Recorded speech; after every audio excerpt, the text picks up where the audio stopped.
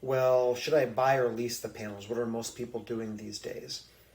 Great question. As I mentioned before, there's been some negative uh, public view about leases and how they just can be a nightmare when you go to sell your house.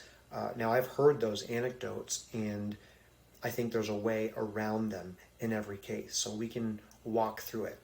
You may be on a fixed income and not need a tax credit, may not have the tax appetite for it. So leasing the system allows the leasing company to take the tax credit and pass on that lower payment to you.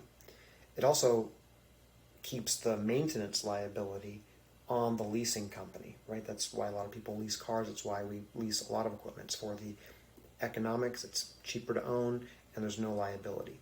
Except when you go to sell the house, you either have to pay off the lease or the new homeowner has to assume it.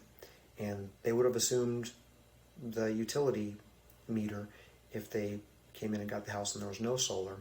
And the solar lease should be cheaper in almost every case. Now, I've heard nightmare scenarios about it being higher than maybe the electric bill would have been, and we can calculate that.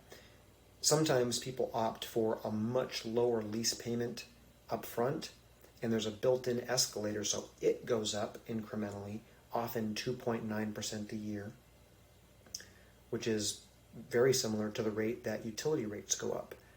Now, if the lease payment is significantly lower than the electric bill, and typically it's 30 to 50% lower than the electric bill was, and they're both going up at 2.9%, the utility bill should always be higher than the solar lease payment.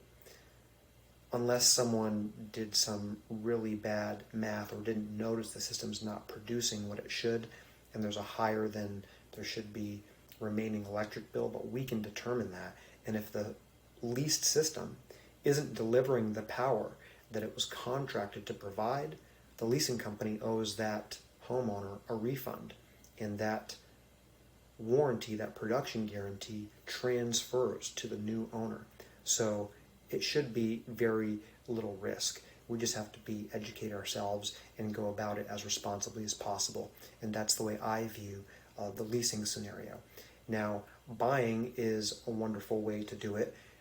Often people are taking advantage of the low interest financing available these days, just because using other people's money gives you leverage and allows you to keep your cash for other things you may want to do, maybe other investments that provide an equally high return if you can get the access to the money for the solar investment at a very low rate. But people who are approaching retirement or just want all of their costs fixed, they want to have their everything paid for free and clear, the solar array with the tax credit that's currently in place should pay for itself in 4 or 5 years. In other words, you would have paid that amount for utility bills. It would have gone out, up in thin air just to keep the lights on. You're going to spend that money just to keep the lights on with the utility bills in 4 or 5 years of utility bills anyway. So might as well get something for it and then have no more costs and get an extra 20 years of warranted power from that 25-year warranted system.